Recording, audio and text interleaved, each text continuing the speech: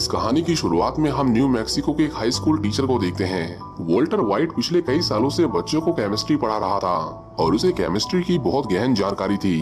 हम देखते हैं कि क्लास खत्म होने के बाद वॉल्टर एक कार वॉश सर्विस सेंटर में जाता है। वो यहाँ पिछले कई सालों से पार्ट टाइम जॉब कर रहा था क्योंकि उसके घर को चलाने वाला वो अकेला था। वॉल्टर का बॉस उसे कहता है कि आज हमारा लड़का काम पर नहीं आया, इसलिए तुम एक बार बाहर जाकर उस कस्टमर की कार साफ कर दो। वॉल्टर हमेशा की तरह उसे मना नहीं कर पाता और उसे बाहर जाकर उस कस्टमर की कार को साफ करना पड़ता है। वॉल्टर देखता है कि यहाँ उसके स्टूडेंट भी थे और वो अपने ही स्टूडेंट की कार को साफ कर रहा था। उनमें से एक लड़का कार साफ करते हुए वॉल्टर की फोटो खींच लेता है और वो उसका मजाक उड़ाने के लिए उस फोटो को अपने ग्रुप में शेयर कर देता है।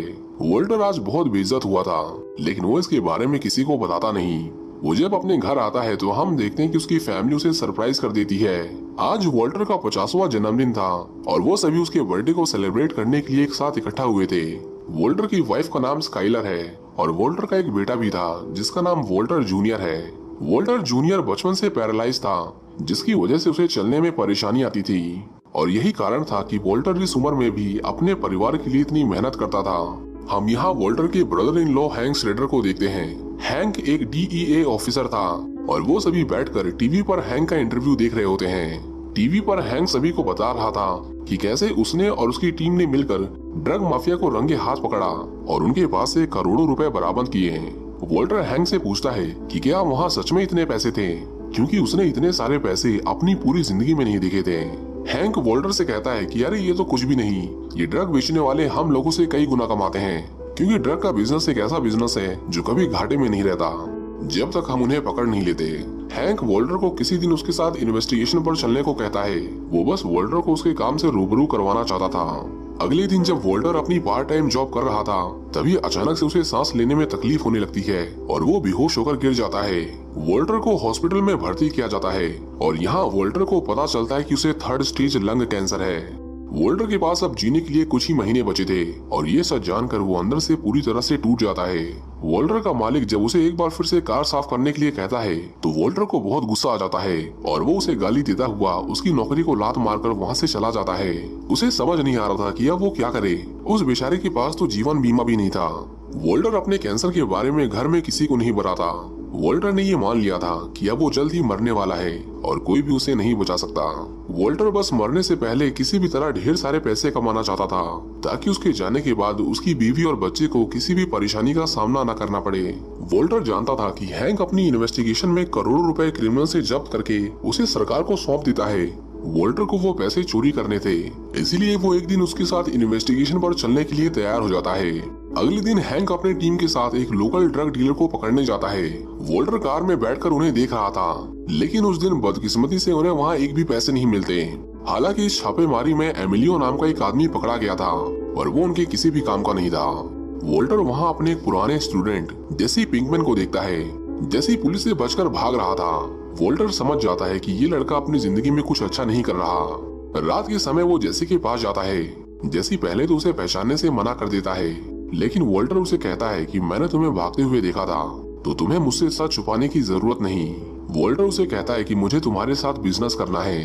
वो एक केमिस्ट्री टीचर था, इसलिए उसे सभी प्रकार के नशीले पदार्थों की नॉलेज थी। जैसे उसकी बातें सुनकर हंसने लगता है, पर उसे जल्द ही एहसास हो जाता है कि वॉल्टर सीरियस है और उसके पास वॉल्टर की मदद करने के अलावा और कोई ऑप्शन नहीं है। अगले दिन वॉल्टर अपने स्कूल की केमिस्ट्री लैब से अपनी जरूरत का वो सारा सामान और केमिकल चोरी कर लेता है जो उसे ड्रग्स बनाने के लिए चाहिए थे।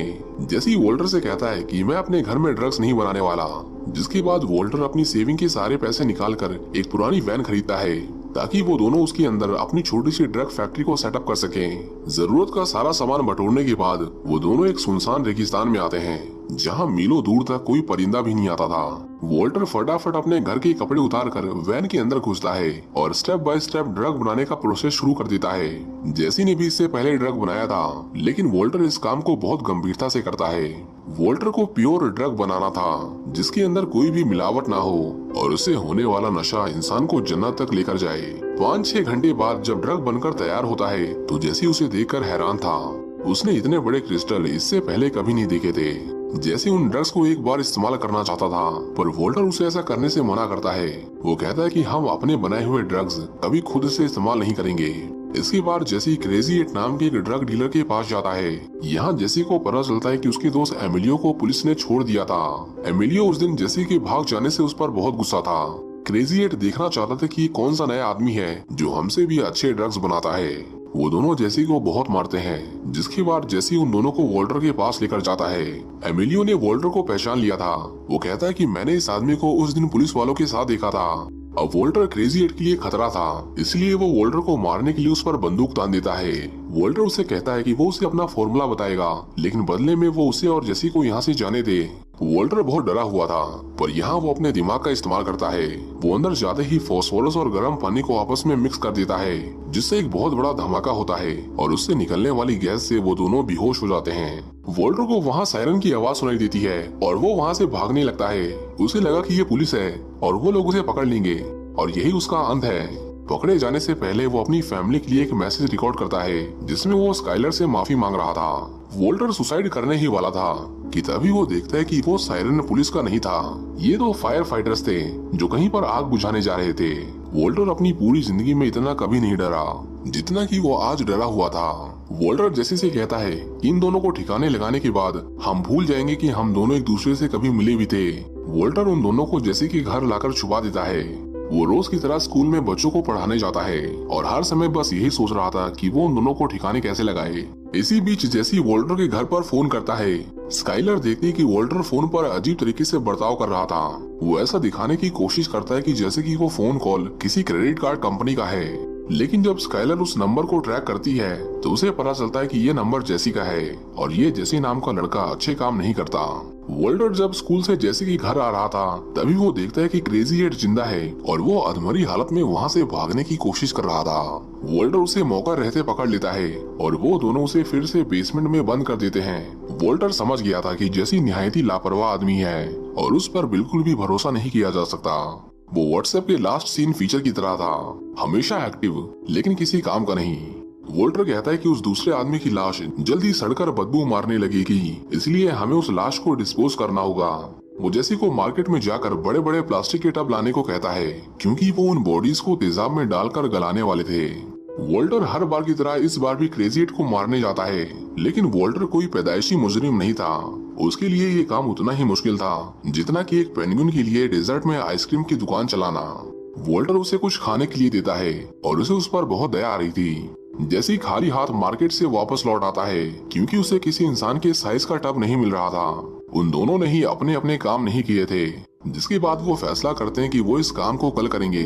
वॉल्टर जब अपने घर आता है तो स्काइलर उसे जेसी पिंकमैन के बारे में पूछती है।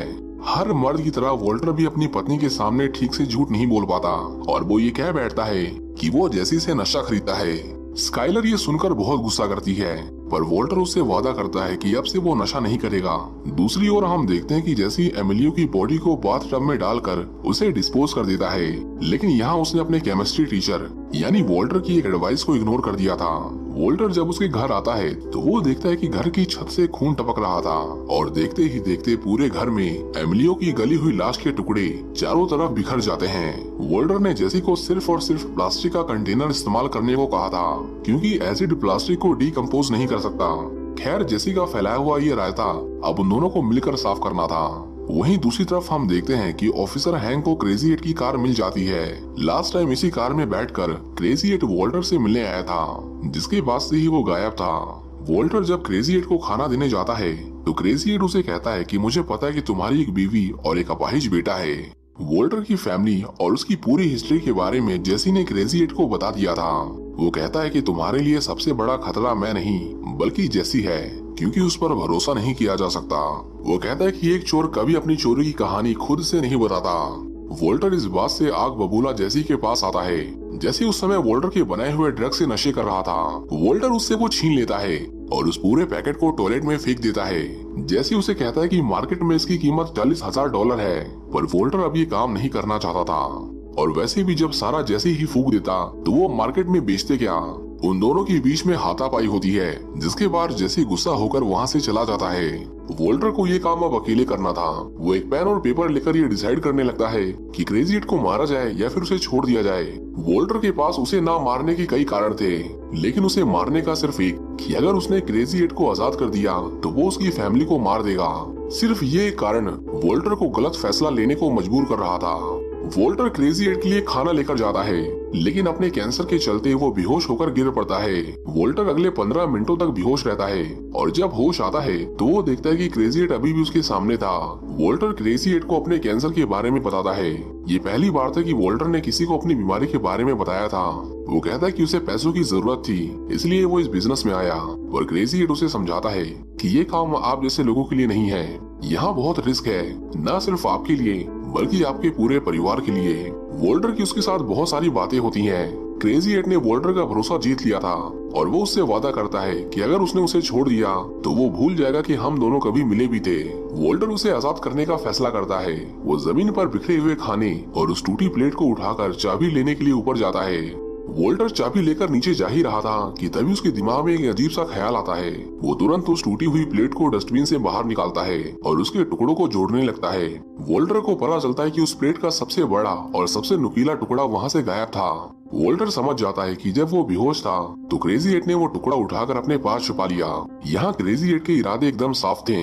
वो एक झूठा था जो अपने फायदे के लिए किसी भी हद तक जा सकता था। वोल्टर ने अब अपना मन बना लिया था। वो नीचे जाता है और क्रेजी एट से कहता है कि मुझे पता है कि तुम्हारे हाथ में उस टूटी हुई प्लेट का टुकड़ा है, तुम मुझे उसे मार डालोगे।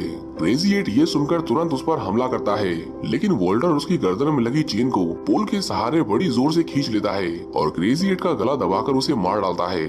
ये करना उसकी मजबूरी थी, क्योंकि अगर वोल्टर उसे नहीं मारता तो क्रेजी एट वोल्टर को मार देता। वोल्टर ने अभी अभी किसी की जान ली थी और उसे अपने किए पर बहुत पछतावा था। उसे पता चल गया था कि ये काम उसके बस की बात नहीं थी और अगर वो इसी रास्ते पर चलता रहा तो वो खुद को कभी माफ नहीं कर पाएगा। वोल्टर अपनी फैमिली को अपने कैंसर के बारे में बता देता है और उसने अब अपने भाग्य को स्वीकार कर लिया था।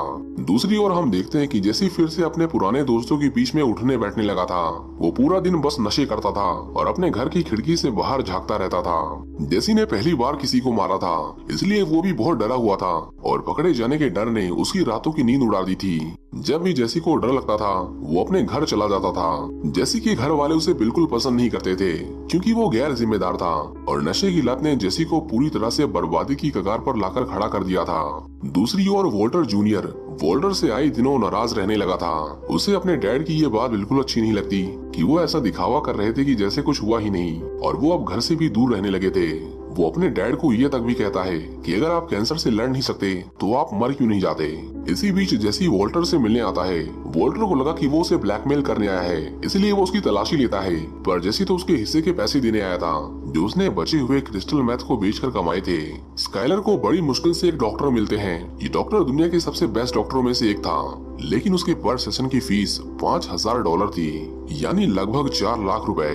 जैसे पिछले 3 दिनों से अपने घर में था और वहाँ वो पूरे दिन सोता रहता था। एक दिन उसकी मॉम को अपने घर के अंदर फिर से नशे का सामान मिलता है, जिसके बाद वो जेसी से बात करते हैं और उसे उनके घर से निकल जाने के लिए कहते हैं। जेसी का एक छोटा भाई भी था और वो जेसी से लाख गुना ज्यादा अच्छा था, इसीलिए वो नहीं चाहते थे कि वो जेसी की संगत में रहे। लेकिन बाद में जेसी को पता चलता है कि ये नशीला पदार्थ उसके छोटे भाई का था और उसका छोटा भाई भी इतनी कम उम्र में नशे करने लगा था। जेसी उसे ये सब करने से मना करता है और वहाँ से चला जाता है। घर से निकाले जाने के बाद जेसी के पास खाने के लिए भी पैसे नहीं थे। वो एक नौकरी की तलाश में एक कंपनी में इंटरव्यू देने जाता है, लेकिन उन लोगों को जेसी के नशे की आदत के बारे में पता था, इसलिए कोई भी उसे नौकरी पर नहीं रखता। उसे वहाँ उसका दोस्त बैजर मिलता है और वो भी पैसों के लिए छोटे मोटे काम कर रहा था। आज वोल्टर के पुराने दोस्त का बर्थडे था। उसका दोस्त एलियट और वोल्टर ने कई सालों पहले मिलकर एक कंपनी की शुरुआत की थी, लेकिन वोल्टर को बच्चों को केमिस्ट्री पढ़ाने में सेटिस्फेक्शन मिलता था, इसलिए उसने अपनी ही कंपनी के शेयर बेच दिए और टीचर की आम नौकरी करने लगा। आज उसकी बनाई हुई कंपनी का अरबों रुपयों का कारोबार था और जब वो अपने दोस्त एलियट के आलीशान घर को देखता है तो वोल्टर को अपने सालों पुराने किए हुए फैसले पर पछतावा होने लगता है। वहाँ वोल्टर को उसकी एक्स गर्लफ्रेंड ग्रेचन भी मिलती है, जो अब एलियट की वाइफ थी। एलियट जब अपने बर्थडे प्रेजेंट खोलता है तो वोल्टर देखता है कि उसे बड़े बड़े लोगों ने तोहफे दिए थे, और जब वोल्टर की दिए हुए गिफ्ट की बारी आती है तो उसके अंदर एक नूडल का पैकेट था। वहाँ खड़े रईस लोगों के लिए ये बस एक नूडल का पैकेट था, लेकिन एलियट जानता था कि उसके पीछे की कहानी क्या थी। दरअसल कंपनी के शुरुआती दिनों में एलियट और वोल्टर के पास खाने तक के पैसे नहीं थे और वो दोनों उसी नूडल को खाकर अपना गुजारा करते थे। वोल्टर के इस गिफ्ट से एलियट बहुत इमोशनल हो जाता है और उसे इस कंपनी के लिए थैंक यू कहता है। वोल्टर को पता चलता है कि स्काइलर ने एलियट को उसके कैंसर के बारे में बता दिया था। एलियट वोल्टर को उसके इलाज के लिए मदद ऑफर करता है और वो उसके इलाज का पूरा खर्च उठाने को तैयार था। लेकिन यहाँ हमें वोल्टर का ईगो देखने को मिलता है। उसे लगा कि ये सभी रईसजादे उस पर अपने पैसों की रौब दिखा रहे हैं। वोल्टर एलियट की मदद लेने से मना कर देता है और उसे लगा कि ऐसा करके उसने एलियट के अहंकार को चूर चूर किया है। लेकिन ऐसा नहीं था, वो बस वोल्टर की मदद करना चाहते थे। दूसरी ओर जैसी, जिसके पास ना तो नौकरी थी और ना ही पैसे, वो फिर से अपने ड्रग वाले बिजनेस की ओर रुख कर लेता है। इस बार वो अपने दोस्त बैजर के साथ मिलकर क्रिस्टल मैथ बनाने की शुरुआत करता है। कई घंटों तक कड़ी धूप में परेशान होने के बाद उसने मैथ तैयार तो कर लिया था, लेकिन वो वोल्टर की तरह मैथ नहीं बना पाता। जैसे गुस्से में अपने पूरे बैच को उठाकर फेंक देता है और एक बार फिर से उसे बनाने की कोशिश करता है। जैसे इसी तरह कई बार कोशिश करता है, लेकिन उसके पास केमिस्ट्री की इतनी नॉलेज नहीं थी, इसलिए उसका मैथ उतना प्योर नहीं बन पाता जितना कि वोल्टर ने बनाया था। बैजर जेसी पर गुस्सा करने लगता है क्योंकि उसने जितना मैथ फेंक दिया था सिर्फ वही बेचकर वो लखपति बन सकते थे। उन दोनों के बीच में लड़ाई हो जाती है, जिसके बाद जेसी अपने दोस्त को बीच रेगिस्तान में छोड़कर भाग जाता है। वोल्टर की हालत भी कुछ ठीक नहीं थी, उसे अपना इलाज नहीं करवाना था, लेकिन स्काइलर, हैंक और वोल्टर जूनियर चाहते थे कि वो एलियट की मदद को एक्सेप्ट कर ले, इससे उसकी जान बच जाएगी। वोल्टर अपनी जिंदगी के फैसले खुद लेना चाहता था। वो जानता था कि कैंसर के इलाज की कोई गारंटी नहीं है। वो नहीं चाहता था कि वो अपनी बाकी की जिंदगी हॉस्पिटल के चक्कर काटते हुए बिताए। अगर उसका इलाज शुरू हुआ तो वो कहीं जा नहीं सकता और जैसे जैसे उसका इलाज आगे बढ़ता रहेगा उसे हर समय ऑब्जर्वेशन में रहना होगा और बहुत सारी दवाइयाँ खानी होंगी। उसके लिए इस तरह की जिंदगी किसी पिंजरे से कम नहीं थी। वोल्टर उन्हें साफ साफ कह देता है कि वो अपना इलाज नहीं करवाएगा। वो अपने आखिरी पल अपने परिवार के साथ बिताना चाहता था।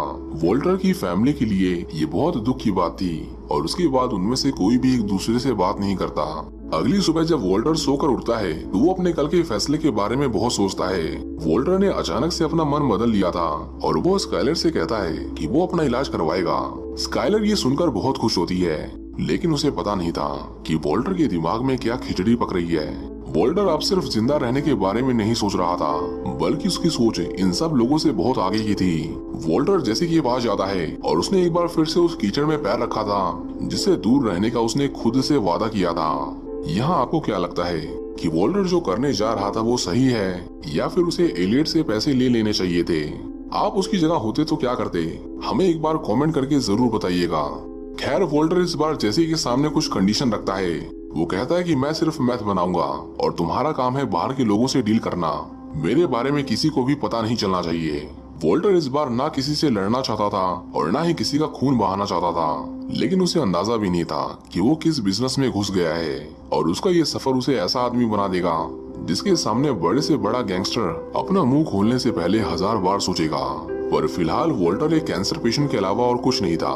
हम देखते हैं कि मैथ बनाते हुए उसे जोर जोर से खांसी आने लगती है और वो ताजी हवा लेने के लिए अपनी लैब से बाहर आता है। जैसे ही देखता है कि वोल्टर के शरीर पर कुछ निशान थे, वो समझ जाता है कि वोल्टर को कैंसर है। जैसे उसे कहता है कि अरे यार, तुम मेरे पार्टनर हो, कम से कम मुझे तो बता देते कि तुम्हें कैंसर है। जैसे अब समझ गया था कि उसका स्कूल टीचर ये सब सिर्फ पैसों के लिए नहीं कर रहा था, वो ये सब अपनी फैमिली के लिए कर रहा था ताकि उसके जाने के बाद उन्हें पैसों के लिए दर बदर धक्के न खाने पड़े। हम देखते हैं कि उन्होंने फिर से ढेर सारा मैथ बना लिया था। जैसे हर रात को उस मैथ को बेचने निकलता था और उनके बनाए हुए ड्रग की इतनी डिमांड बढ़ गई थी कि देखते ही देखते उसका सारा माल बिक जाता है। इस हफ्ते उन्होंने $26,000 कमाए थे और ये सच में बहुत सारे पैसे थे। लेकिन वोल्टर इस बिक्री से खुश नहीं था। वो जेसी से पूछता है कि वो इतना ही क्यों बेच पा रहा है, हमारे पास अभी भी बहुत सारा मैथ पड़ा हुआ है। लेकिन जेसी उसे समझाता है कि ये काम इतना आसान नहीं है, मैं पुलिस से बचकर बस इतना ही बेच सकता हूँ और अगर उसे ये सारा माल एक साथ बेचना है तो हमें एक डिस्ट्रीब्यूटर की जरूरत होगी, जैसे कि क्रेजी 8, लेकिन उसे तो हमने मार दिया। जैसे उसे बताता है कि मैं एक और आदमी को जानता हूँ, लेकिन वो मेरे जैसे छोटे आदमी से बात नहीं करेगा। जैसे कहता है कि वो बहुत खतरनाक आदमी है और बेहतर यही होगा कि हम उससे दूर रहें। वोल्टर उसे कहता है कि अगर तुम्हारे अंदर उससे बात करने की हिम्मत नहीं है तो जाओ यहाँ से और अपने लिए थोड़ी हिम्मत खरीद कर लाओ। हम देखते हैं कि हैंक वोल्टर से मिलने आता है। वो उसे बताता है कि तुम्हारी केमिस्ट्री लैब का एक मास्क रेगिस्तान में पड़ा मिला। हैंक को शक था कि उसकी लैब में चोरी हुई है और जरूर कोई है जो उन ड्रग डीलर्स की मदद कर रहा है। हैंक उसे मजाक में कहता है कि कहीं वो तुम ही तो नहीं, और इस बात पर दोनों हंस देते हैं क्योंकि ये बस एक मजाक था। दूसरी ओर जेसी को वोल्टर की वो हिम्मत वाली बात कुछ ज्यादा ही चुभ गई थी। वो अपने एक दोस्त स्किनी पीट से बात करता है, जिसके बाद स्किनी पीट उसकी टूको सलामांका से मीटिंग फिक्स करवाता है। यहाँ हम टूको को पहली बार देखते हैं। टूको उसके लाए हुए मैथ को सबसे पहले उसी को ट्राई करने को कहता है, और जब वो खुद उसे टच करता है तो वो खुशी के मारे जैसे पागल हो जाता है। उसने आज से पहले ऐसा ड्रग कभी नहीं देखा था। टूको जैसी से उस पूरे पैकेट का दाम पूछता है, जिस पर जैसे उसे कहता है कि उसे इसके बदले $35,000 चाहिए। उसे लगा कि बात बन गई और अब टूको उसे पैसे लेकर वहाँ से दफा होने को कहेगा, लेकिन ऐसा नहीं होता और टूको उसे कहता है कि उसे उसके पैसे तब मिलेंगे जब उसका माल बिक जाएगा। जैसी को पेमेंट तुरंत चाहिए थी, क्योंकि तभी वो और मैथ बना पाते। लेकिन जब वो पैसों के लिए टूको से जिद करता है तो टूको को गुस्सा आ जाता है और वो उसे बहुत मारता है। उसके लोग बेचारे जेसी को इतना मारते हैं कि उन्हें उसे बाद में हॉस्पिटल में एडमिट करना पड़ता है। वॉल्टर जब जेसी को हॉस्पिटल में बेहोश पड़ा हुआ देखता है तो उसे अपने स्टूडेंट को इस हालत में देखकर बहुत दुख होता है। यहाँ उसे एहसास हो गया था कि जेसी बस 20-22 साल का लड़का है और उसे जेसी को अकेले नहीं भेजना चाहिए था। वॉल्टर को बहुत नुकसान हुआ था और उसे वो पैसे चाहिए थे। वो इसके बारे में रात भर सोचता है। हम देखते हैं कि दवाइयों की वजह से वॉल्टर के बाल झड़ रहे थे, जिसके बाद वॉल्टर अपने सर को शेव कर लेता है। यहाँ से उसकी पूरी जिंदगी बदलने वाली थी और वॉल्टर को इस बात का एहसास भी नहीं था। हम देखते हैं कि वॉल्टर टूको से मिलने जाता है, लेकिन इस बार वो उसे मैथ बेचने नहीं बल्कि उससे उसकी पिछली पेमेंट लेने आया था। वॉल्टर सलामांका को अपना नाम हेजनबर्ग बताता है। वो कहता है कि मुझे तुमसे $50,000 चाहिए, 35,000 पिछली डील के और 15,000 मेरे पार्टनर के हॉस्पिटल का खर्चा जिसे तुमने मारा था। टूको उसकी बातें सुनकर हंसने लगता है, क्योंकि आज से पहले उससे किसी ने भी ऐसे बात नहीं की। हम देखते हैं कि वॉल्टर अपने साथ कुछ क्रिस्टल्स लाया था। वो उनमें से एक क्रिस्टल को नीचे गिरा देता है, जिससे उस बिल्डिंग में बहुत बड़ा एक्सप्लोजन होता है। जब तक टूको खुद को संभालता, वॉल्टर उस क्रिस्टल का पूरा पैकेट लेकर उसके सामने खड़ा हो जाता है।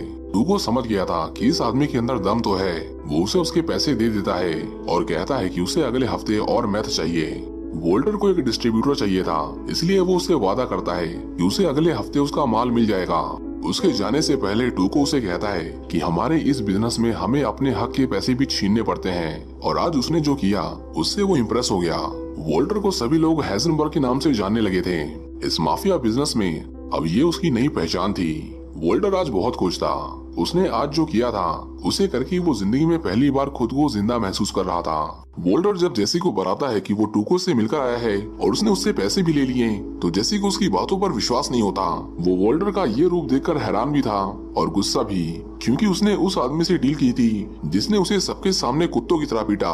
वॉल्टर उसे कहता है कि अभी हमारे पास ये सब सोचने का समय नहीं है। टूको अब हमारा दुश्मन नहीं है, वो हमारा डिस्ट्रीब्यूटर है जिसे हमें अगले हफ्ते 2 पाउंड मैथ सप्लाई करना है।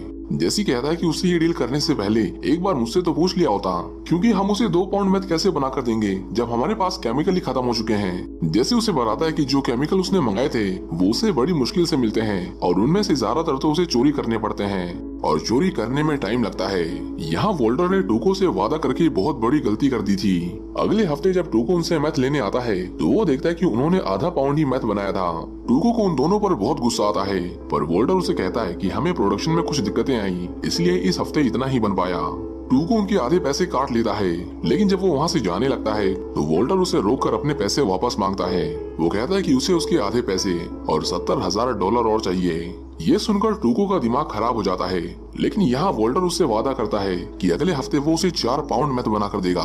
ये सुनकर जेसी का मुंह खुला का खुला रह जाता है, क्योंकि वो जानता था कि ये करना इम्पॉसिबल है, लेकिन वो भूल गया था कि वॉल्टर केमिस्ट्री का जीनियस था। वो जेसी से कहता है कि अब हमें स्यूडोफेड्रिन की जरूरत नहीं, अब हम अपने ड्रग्स मेथाफेटामिन से बनाएंगे, एक ऐसा केमिकल जिसे वॉल्टर खुद बना सकता था। वॉल्टर जेसी को कुछ केमिकल्स की लिस्ट देता है। जेसी कहता है कि वो ये सब अकेला कैसे लाएगा, वो तो ठीक से उनके नाम भी नहीं पढ़ पा रहा।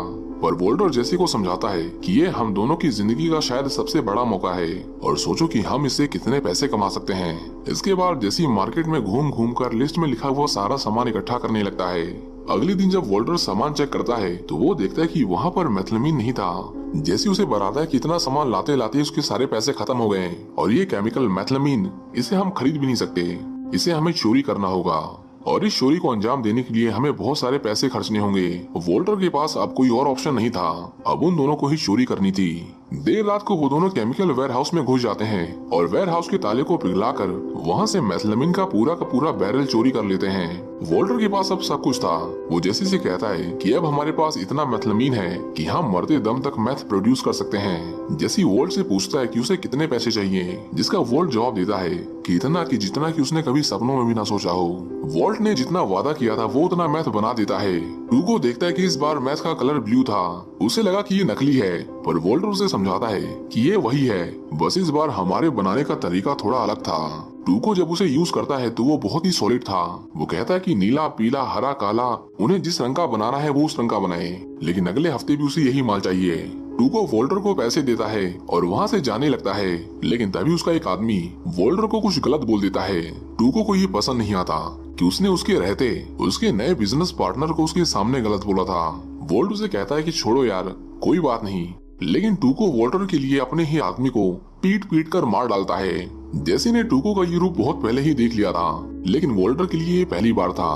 उसे मार खाता देख वोल्टर की तो एक बार के लिए सांसें रुक जाती है। टूको वहाँ से चला जाता है और जेसी और हेजनबर्ग के हाथ में अब इतने पैसे थे जितने कि वो 10 साल में भी नहीं कमा पाते। लेकिन उसकी ये कहानी यहीं खत्म नहीं होती।